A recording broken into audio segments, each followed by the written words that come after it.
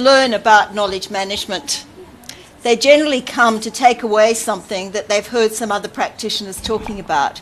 Today, I want to talk about quality more specifically. And I noticed that there are some other discussions taking place today about quality, and my discussion is going to be specifically about quality, but it's going to be about knowledge management as well. And so it's about improving and sustaining quality, some opportunities and challenges of implementing ISO 9001-2015. Our previous speaker, I know, talked about ISO, so I'm going to go through some of that because it's very, very important for knowledge management practitioners. I want to start in relation to knowledge management, talking specifically about a couple of the early movers in knowledge management. Particularly, I'm here talking about Nanaka and Takushi back in 1994. And many of you might know that they were involved very much in the development and theory of knowledge creation. And they talked about the ideas of tacit and also the other experience, which is explicit knowledge. And they talked about how there could be transference of these two forms of knowledge, or two forms of explicit and so forth. So today, the four areas I'm going to be talking about are socialization, externalization, combination, and also internalization. And what I'm going to be doing is testing out some of the research and some of the theories and ending up talking about the importance of ISO and knowledge management, and I'll get to that a little later. So socialization, according to Takushi and Nako, were about the process of sharing experience by utilizing tacit knowledge.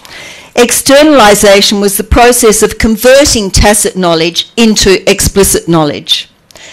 Combination is the combining of different types of explicit knowledge into a new whole. And of course, internalization is the internalization of this explicit into tacit. Now, most of you would know that that occurs by the writing of manual and so forth. One of the other things in my research that I came across, and this is primarily based on research, this particular presentation, is that quality has in fact won. No organisation today, whether industrial or in the service or private sectors, can hope to sustain financial health without embedding the principles and tools of quality into its day-to-day thinking and operations. So that's the theme that runs through this in relation to quality, was very much the theme of a culture of quality. And you'll notice in the discussions that occur today that there are many, many themes which intersect. And that's what knowledge management should and is about.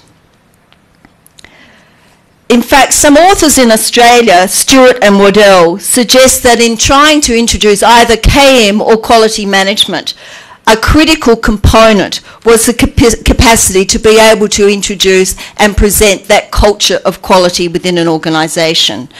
And by that I mean, it means people actually living quality within the organisation. And also it means that they're very passionate about personal quality, and rather than just obeying an edit that might come down from their boss. So what are some of the learnings that come out of the research about quality, and what in turn will be its relationship in relation to knowledge management? Some of the major learnings that come through about a culture of quality are that, like most things in knowledge management and quality and all things which are actually critical in organisations, there is an emphasis on leadership. So it is where the managers walk the talk, where employees actually evaluate and emphasise the quality, importance of quality. It's about message credibility.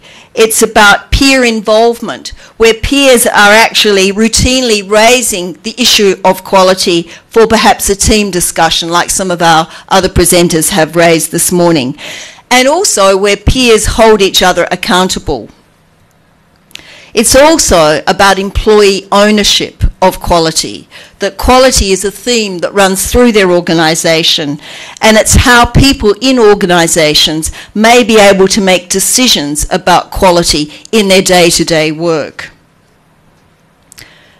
But again, managers must decide that a culture of quality, just like a culture of knowledge management, is in fact worth pursuing.